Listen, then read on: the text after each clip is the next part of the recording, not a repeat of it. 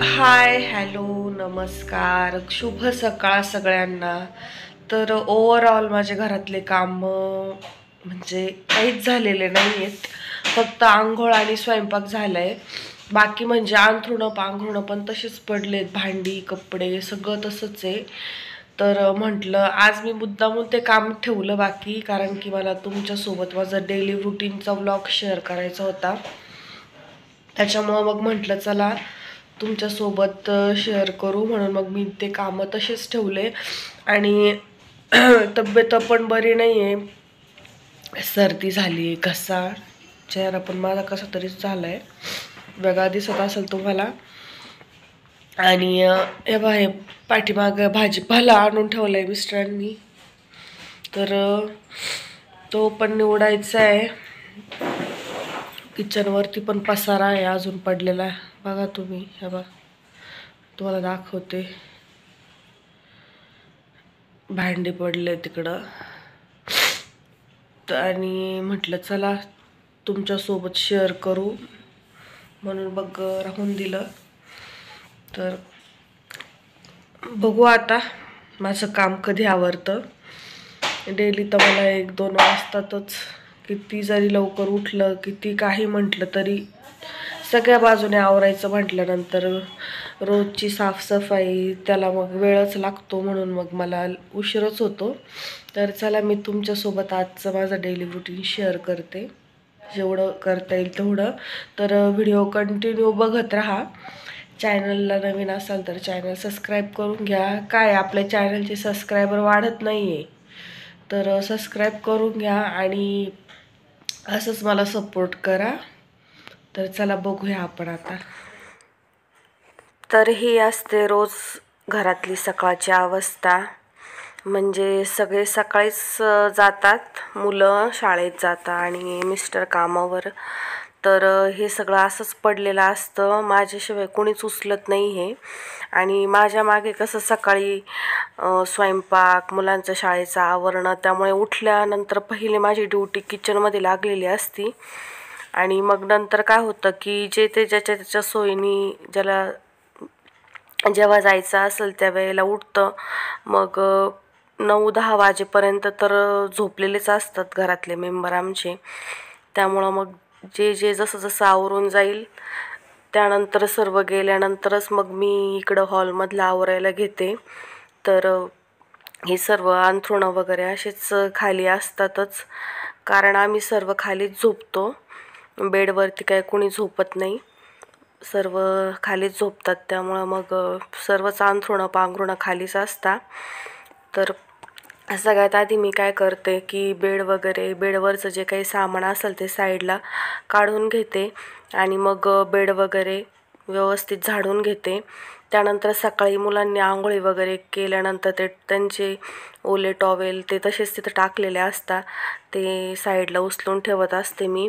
Sweater वगैरे कोणी घालून जातं स्वेटर, किंवा कोणी काढून ठेवतं, तर ते तिथंच पडलेलं असतं सगळं. तर ते सगळं जिथल्या तिथं मी ठेवून देते. तिकडे दरवाजाला एक पट्टी लावलेली आहे, त्यावरती स्वेटर आणि माझे डेलीचे कपडे असतात. आणि एक फ्रंटचा म्हणजे मेन दरवाजा जो आहे आमचा हॉलचा, तर त्याच्या मागे पण मी ना असे 4-5 छोटे छोटे खेळ ठोकून घेतले, त्यावर आमच्या सगळ्यांची मी टॉवेल अडकून ठेवत असते. तर पहिले बेड वगैरे साफ केल्यानंतर ही जी गादी आहे ना, ती पण मी व्यवस्थित झाडू नये, म्हणजे घोळ खराटा बोलतो बघा आपण, त्याने मी साफ करते, कारण खाली टाकलेली असती मग काही लटकतं वगैरे त्याला, म्हणून मग मी ते साफ करून घेते पहिले ती गादी, आणि मग नंतर व्यवस्थित पलंगावर टाकून घेते. त्यानंतर हे जे अंथरुणं पांघरुणं आहे याच्या व्यवस्थित अशा घड्या करून मी बेडवरच सर्व ठेवून देते. मी रोजचे लागणारे अंथरुणं पांघरुणं बेडमध्ये ठेवत नाही, ते वरतीच असतात, कारण बेडमध्ये माझ्या काहीच जागाच नाही आहे बिलकुल.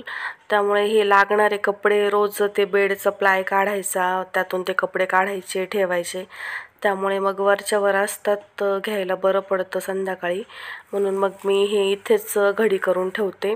आणि तिथेच एक टेडी ठेवला आहे मी, कारण पहिले तो मी इकडे शोकेशमध्ये ठेवलेला होता, पण मग काय होतं मुलं घेता खाली फेकता, मग ते सारखं सारखं धुवायला पण मग एवढं परवडत नाही. तसं त्याला घेऊन आता 7-8 वर्ष झाले. माझ्या मुलाच्या बड्डेच्या वेळी तो गिफ्ट आलेला होता, तर तेव्हापासून आहे तो मी व्यवस्थित तो ठेवत असते, त्यामुळे आत्तापर्यंत तो टिकला आहे. साफ दिसत असेल तुम्हाला. मी शक्यतो कुणाला घेऊ देत नाही ते, म्हणून मग असाच वरती तिथे ठेवलेला असतो. आणि ती कोपऱ्यात ती छोटी गादी आहे बघा, मी मागे एक व्हिडिओ बनवलेला होता की आमचं जे कॅट आहे सनी, त्याच्यासाठी मी ती घेतलेली होती, तर ती मी तिथंच ठेवते, म्हणजे तो बरोबर येऊन तिथं झोपतो. आणि हे सगळे टॉवेल मी आता बाहेर दोरीवरती उन्हात वाळत टाकायला चालले. आणि थंडीचं आता कसं होतं की अंथरुणं पण गार पडतात, त्याच्यामुळे मी शक्यतो ही गोधडी पण उन्हात दिवसभर वाळत टाकतच असते. त्यानंतर मग सोफ्यावरचं हे ब्लँकेट म्हणू शकतो आपण, ते मी झटकून घेतलं. आणि सोफ्याची अवस्था बघा कशी झाली आहे. आता दिवाळीला मला तो सोफा चेंज करायचा होता, पण मग रेट काढले दुकानात जाऊन, तर 15 आणि 20,000 तेवढं माझं बजेट नव्हतं. म्हटलं आपण हाच सोफा रिपेअर करू, पण त्यालाही भरपूर खर्च होता.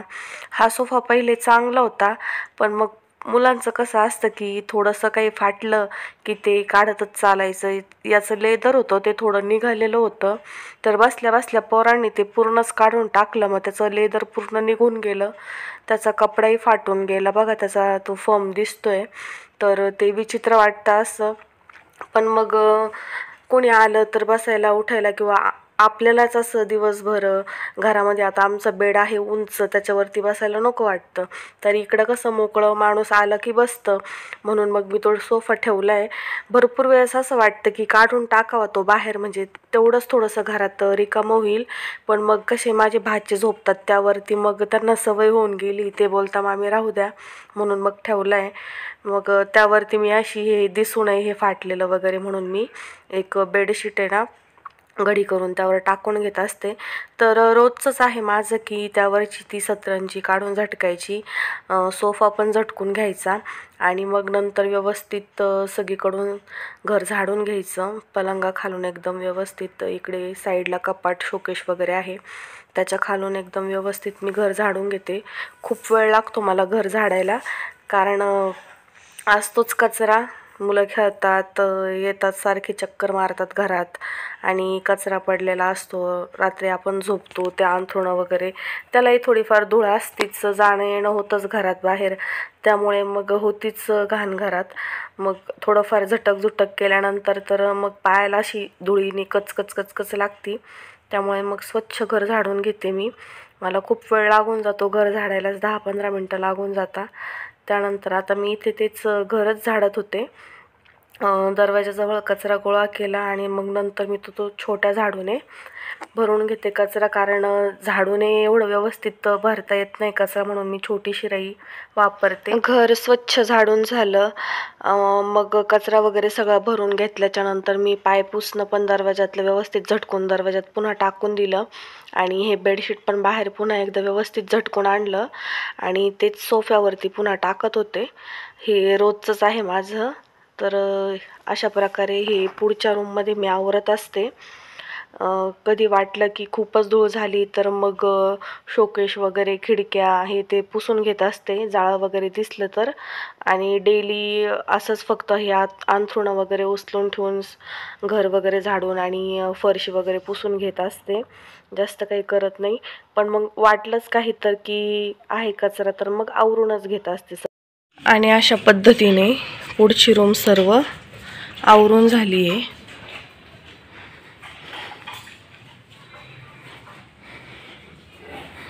नाही बघा, इकडून दाखवते मी तुम्हाला. मगाशी जेव्हा कपडे पडलेले होते तेव्हा कसं दिसत होतं, आणि आता साफसफाई केल्यानंतर कसं दिसतंय.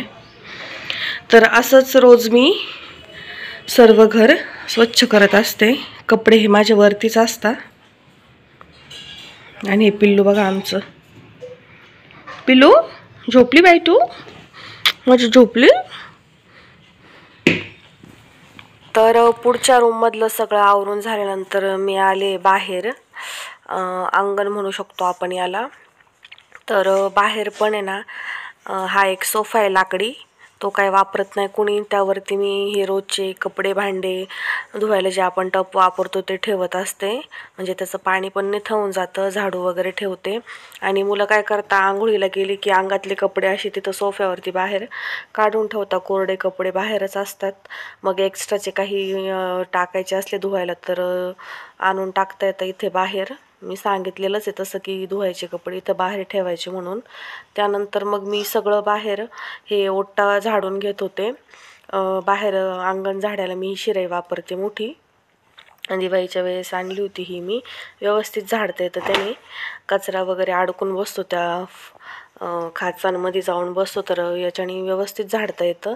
आणि मी ना बाहेरचं म्हणजे कपडे भांडे वगैरे आवरायच्या आधी एकदा झाडू मारूनच घेत असते, कारण पायाला असं कसं तरीच वाटतं, धूळ असती, कचरा वगैरे पडलेला असतो, तर मला एकदम विचित्रच वाटतं ते पायांना. म्हणून मग मी सगळ्यात पहिले पुढची रूम आवरून झाल्यानंतर बाहेरचं अंगण पहिले स्वच्छ झाडून घेत असते. तर भरपूर टाईम लागून जातो झाडताना पण, तर तेच झाडत होते मी. आणि मी बाहेर झाडत असताना एक गोष्ट रोज होती की हवा चालू असते. नेमकं मी ज्या दिशेने झाडत असते तो कचरा उलटा उडून येतो, इतका राग येतो. मग पुन्हा दुसऱ्या बाजूने झाडायला गेलं का तो कचरा पुन्हा जिथं झाडलाय तिकडंच त्या साईडला उडतो. आजही तसंच झालं. मी झाडत पुढे चालले होते, तर हवा आली आणि कचरा रिटर्न उडायला लागला, म्हणून मग मी इकडंच कोपऱ्यात जमा केलं या जाळीजवळ. इथंच सर्व कचरा झाडून गोळा केला आणि मग त्यानंतर मग तिथंच तो जमा केला. तर झाडता आहे बघा, माती कचरा. आणि मी कसं, माझी रूम ही सगळ्यात कडेला असल्यामुळे ना हवा आली की जोरात कचरा सर्व ह्याच बाजूला जमा होऊन जातो, कारण इकडे पुढे रस्ता नाही आहे, म्हणजे भिंत आहे, पॅक आहे पूर्ण.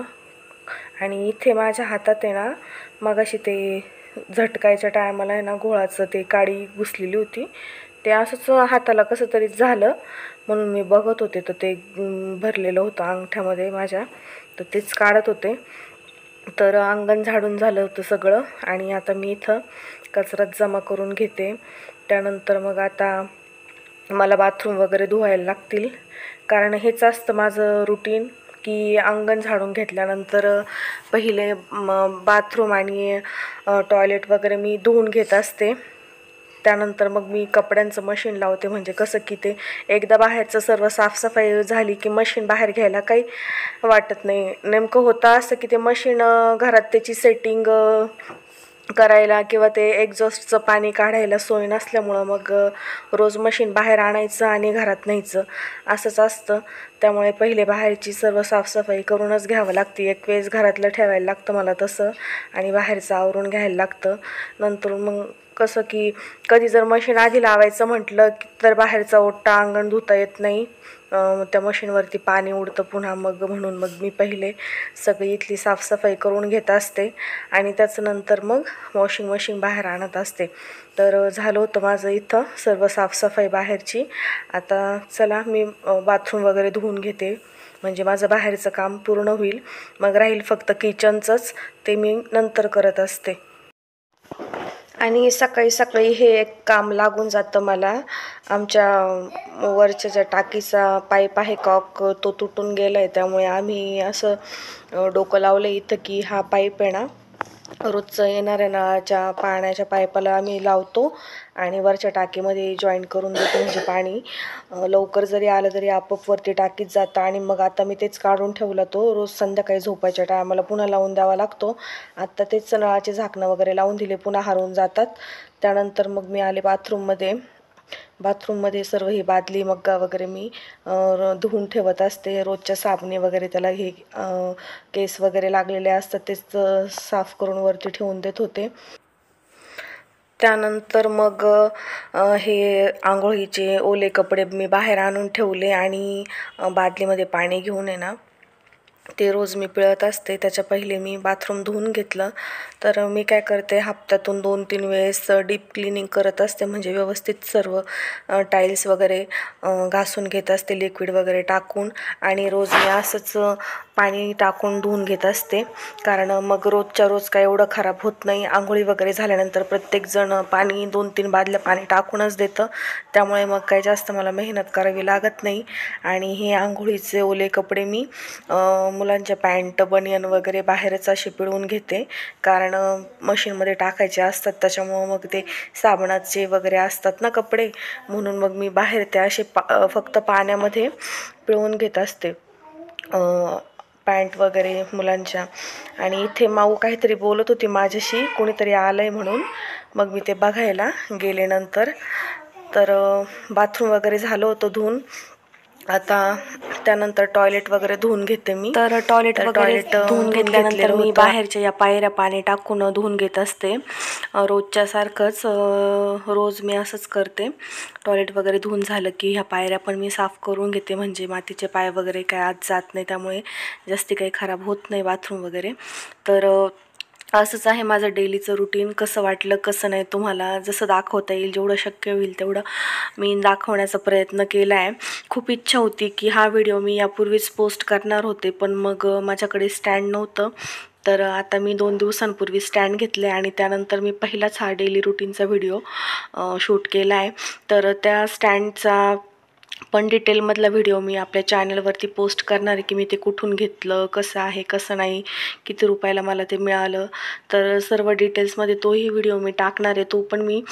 तो पण तुम्ही नक्की बघा. आणि आजचा व्हिडिओ कसा वाटला तेही मला नक्की कमेंट करून सांगा. तुमचा मला असाच सपोर्ट असू द्यात, म्हणजे अजून नवनवीन व्हिडिओ बनवण्यासाठी मला आनंद आणि उत्साह निर्माण होईल. तर आजच्यासाठी एवढंच, की हाच व्हिडिओ खूप मोठा झाला आहे आता.